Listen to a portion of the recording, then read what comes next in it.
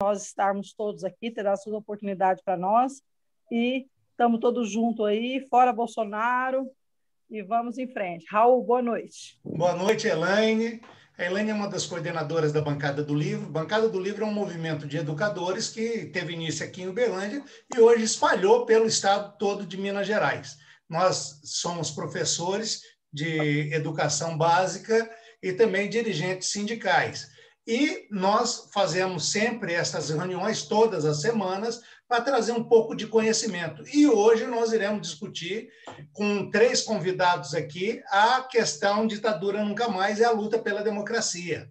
Para isso, nós convidamos o professor Caio Navarro Toledo, que é professor de filosofia da Unicamp, professor da graduação e pós-graduação, autor de muitos livros sobre o assunto, profundo conhecedor, muito respeitado pela academia. Também nós temos aqui o professor Afonso Celso Lana, que é professor da Universidade Federal de Uberlândia, também aposentado, artista, ele é pintor, e ele foi preso político e também tem uma história muito grande, porque não adianta só a gente falar na teoria, né? E ele sofreu consequência da ditadura militar. E também temos, né, não menos importante do que nenhum dos convidados, né, mas que vai trazer o brilho aqui para a nossa reunião, a professora Neiva Flávia de Oliveira, que é professora do Departamento de Direito da Universidade Federal de Uberlândia e subcoordenadora da Comissão Nacional da Verdade do Triângulo Mineiro e Alto Paranaíba, que é estudiosa sobre o assunto. E nós vamos começar pelo professor Caio. Professor Caio, é um prazer recebê-lo aqui, professor, e dizer o seguinte, a história do Brasil, e aqui nessa plataforma nós temos vários professores de história, a história do Brasil é muito mal contada, né? Começar, quando a gente discute ditadura militar, que dia que foi o golpe militar no Brasil?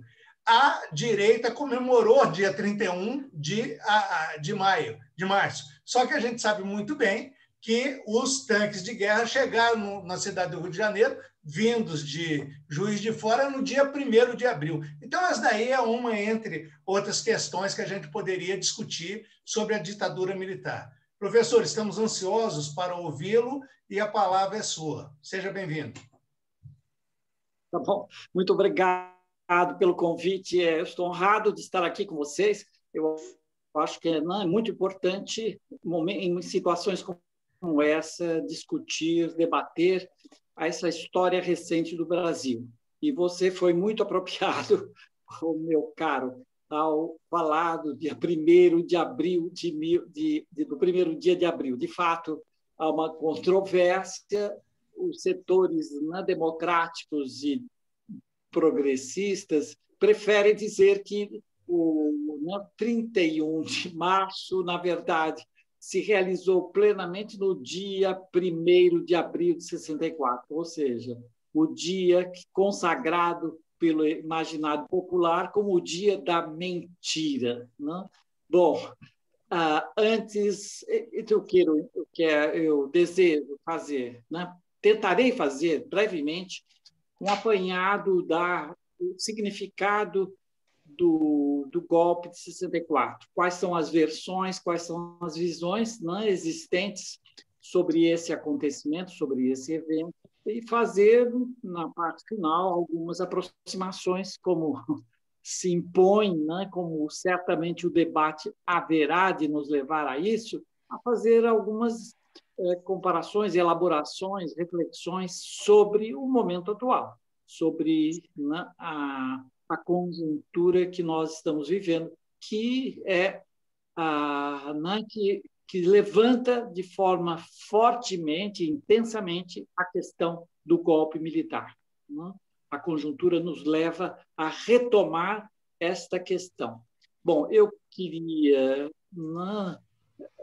não é nenhuma pretensão dizer que eu gostaria de dedicar essa minha fala, na medida que ela é registrada, que ela poderá ser reproduzida e outros ouvirem, eu quero dedicar essa minha breve fala a duas pessoas, a 2 amigos que foram mortos pela ditadura militar.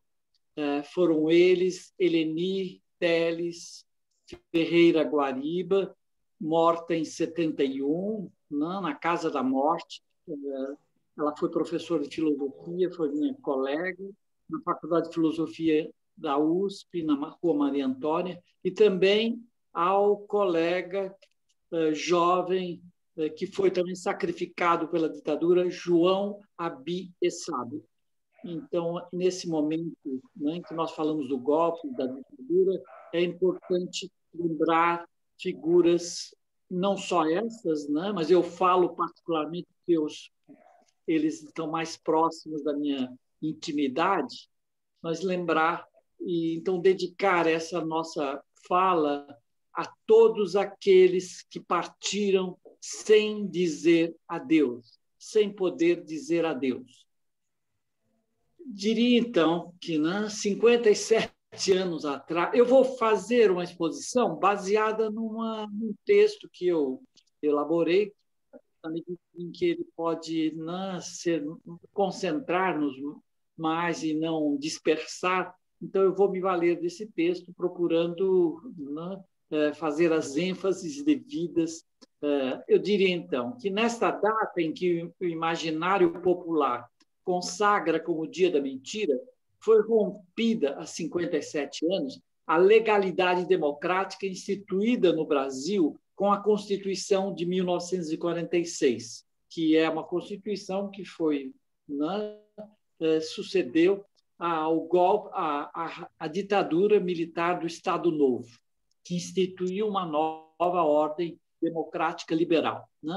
Deve ser dito hoje que hoje a quase totalidade das entidades que conspiraram, apoiaram e promoveram a derrubada do governo democrático de João Goulart, a quase totalidade dessas entidades hoje não festeja o golpe civil-militar de 64.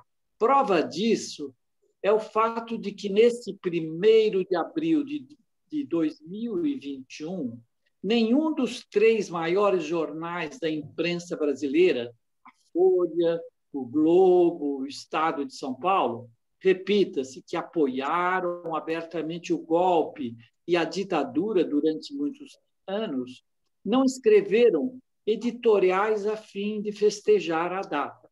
Isso é importante. Não?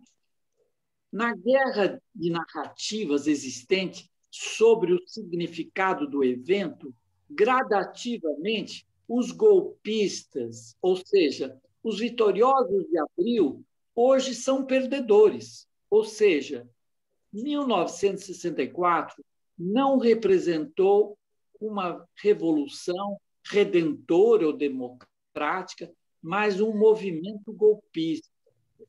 Isto a mídia, hoje mesmo a Rede Globo, e os grandes jornais, não mais comemoram o golpe de Estado. Então, isso para nós, isso, a meu ver, é uma vitória dos setores democráticos e uma derrota dos setores golpistas. Para, a meu ver, o 64, na verdade, representou não uma revolução não democrática, mas sim um golpe que impediu a ampliação da democracia política brasileira nos anos 1960. Foi também um movimento contra as reformas sociais e políticas defendidas no governo Goulart e também foi uma ação repressiva contra a politização dos trabalhadores e o promissor debate de ideias que, de norte a sul, ocorria no Brasil nos anos 50 e 1960. Eu vejo o seguinte: as 3 últimas ordens do dia do Ministério da Fazenda, do Ministério da Defesa, as 3 últimas ordens do dia, de 2019, 2020 e de ontem, de 2021, não mais falam em revolução democrática que seja, embora afirmem que o povo brasileiro deveria comemorar a data, pois o movimento político de 31 de março, segundo eles, segundo o Ministério, segundo os 3 ministros, né, que constituem o alto comando do Exército, da Aeronáutica e da Marinha, segundo eles, não se trata mais de uma revolução, mas de um movimento que salvou o país do comunismo internacional e garantiu a democracia. Isso é dito, isso é afirmado. Sabe-se que o governo Bolsonaro, que o capitão Bolsonaro, desejava até mesmo uma nota mais enfática em defesa do golpe de 1964. A nota de ontem, de 2021, ela não é tão enfática. Ela mesmo, repetindo, não fala em revolução. Não? Fala, enfim, que o golpe, que esse movimento, não, eles não falam jamais de golpe, que esse movimento salvou a democracia brasileira, salvou o país das garras do comunismo. É claro que o governo Bolsonaro conseguiu, por meio de uma sentença judicial, que a data fosse lembrada contra uma recomendação da Comissão Nacional da Verdade, que repudiou as comemorações e todas as alusões elogiosas ao golpe de 64. Uma nova prova de que as decisões da Comissão Nacional da Verdade, entidade criada pelo Estado brasileiro, não são respeitadas pelos setores do judiciário e são execradas pelo conjunto das Forças Armadas brasileiras. O que significou 64 para a maior parte das esquerdas? Dou aqui a minha interpretação.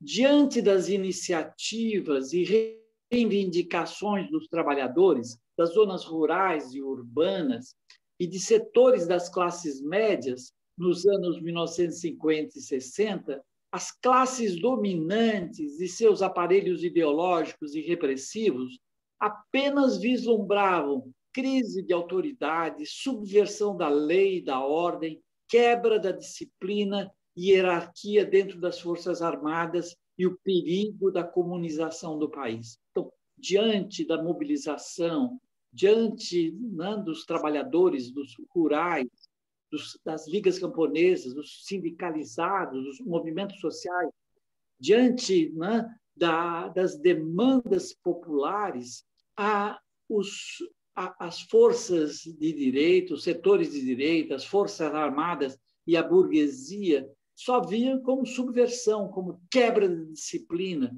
achavam intoleráveis que a democracia política fosse ampliada, como reivindicavam os trabalhadores e as reformas que estavam sendo postuladas no final do governo Goulart. Se é preciso fazer a seguinte observação: se por vezes as demandas populares e dos trabalhadores eram expressas através de uma retórica radical, qual seja, reformas na lei, reforma agrária na lei ou na marra, forca aos militares, as reivindicações por mudanças sociais e as demandas políticas da época visavam fundamentalmente o alargamento da democracia política e a realização de reformas no capitalismo brasileiro. Ou nas palavras de Florestan Fernandes, buscava-se uma revolução, a revolução não era uma revolução contra a ordem, mas uma revolução dentro da ordem. Isso os setores dominantes não aceitaram o alargamento da democracia e a realização de reformas no capitalismo brasileiro. Contra algumas formulações revisionistas que hoje insinuam tendências golpistas por parte do governo Goulart, deve-se enfatizar que quem planejou, articulou e desencadeou o golpe contra a democracia política foi a alta hierarquia das Forças Armadas, incentivada e respaldada pelo empresariado industrial, rural, financeiro, pelo capital internacional, bem como teve o apoio das classes médias brasileiras e a cúpula da Igreja Católica e Embaixada norte-americana.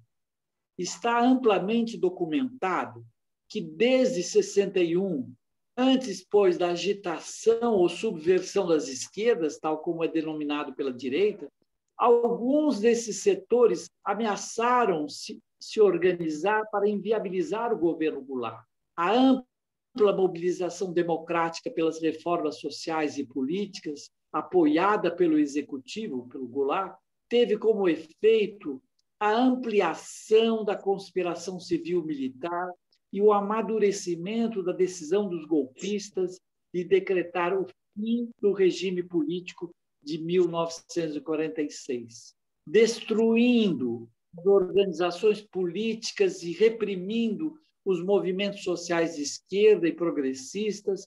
O golpe foi saudado pelas associações representativas do conjunto das classes dominantes, pela alta cúpula da Igreja Católica, pelos grandes meios de comunicação, como uma autêntica revolução redentora. Por sua vez, a administração norte-americana de Lyndon Johnson, que se congratulou com os militares e civis brasileiros pela rapidez e eficácia da ação, aspas, revolucionária. Para alívio do Pentágono, da CIA, da Embaixada norte-americana, uma grandiosa Cuba ao sul do Equador tinha sido evitada. Embora fosse encarado positivamente pelos trabalhadores, classes médias baixas e suas entidades políticas, o governo João Goulart ruiu como um castelo de areia. Dois de seus principais pilares de apoio, como apregoavam os setores nacionalistas, mostraram ser autênticas peças de ficção. De um lado, o propalado dispositivo militar, que seria comandado pelos generais do povo. De outro, o chamado quarto poder, que estaria representado pelo Comando Geral dos Trabalhadores, pela CGT. A rigor, ambos assistiram passivamente à queda em glória de um governo a quem juravam fidelidade até a morte. Desorganizadas e fragmentadas, as entidades progressistas e democráticas, muitas delas subordinadas ou tuteladas pelo governo Goulart, não ofereceram qualquer resistência à quartelada militar. Sabe-se que, às vésperas de abril, algumas lideranças de esquerda afirmavam que os golpistas, caso atrevessem quebrar a ordem constitucional, teriam as cabeças cortadas. Mas, como mostraram os duros fatos da vida no pós-64, tratava-se, sim, de uma metáfora. Com a ação dos vitoriosos de abril, a metáfora, no entanto, tornou-se uma cruel realidade para muitos homens e mulheres durante os longos e sombrios 20 anos da ditadura militar. Foram os setores democráticos que tiveram as cabeças cortadas, não os golpistas. 57 anos depois, nada há, pois, a comemorar. O golpe de 64 foi um infausto acontecimento, pois teve consequências perversas, nefastas no processo de desenvolvimento econômico, político e cultural do Brasil, que ainda se refletem nos tempos presentes. Decorridos 57 anos do golpe, os setores democráticos e progressistas não podem senão repudiar a data. Se a narrativa da Revolução foi derrotada e a maioria da população repudia a ideia do golpe de Estado, isso não significa que ações golpistas não podem ser novamente vitoriosas. Tomemos 2016. Se as entidades e os ideólogos das classes dominantes hoje passaram a questionar o golpe de 64, não foram esses mesmos agentes que articularam o impedimento do governo de Dilma Rousseff? Até hoje, esses setores negam que tenha havido um golpe parlamentar jurídico, mas é inegável que um governo legítimo, como era o de Goulart, foi derrubado sem qualquer crime de responsabilidade tenha sido cometido pelo governo do PT. Se os trabalhadores e setores populares, diante do golpe, têm interesses objetivos na defesa da democracia política, mesmo que seja ela liberal e classista, o mesmo, contudo, não ocorre com as classes dominantes, com a burguesia brasileira. Em 1964 e em 2016, a burguesia brasileira não hesitou defender o rompimento da legalidade constitucional e atentar contra o Estado de Direito democrático. Em 64, acreditava ela que as reformas sociais e econômicas poderiam prejudicá-la e instituir uma nova Cuba abaixo do Equador, ou um regime socialista.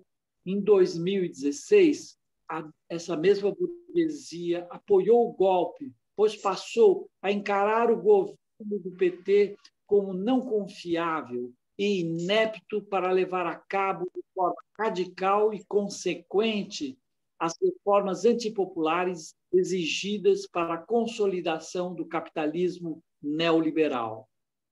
Não acredito que o empresariado brasileiro apoie hoje uma nova aventura golpista, tal como apoiadores do governo Bolsonaro defendem nas ruas.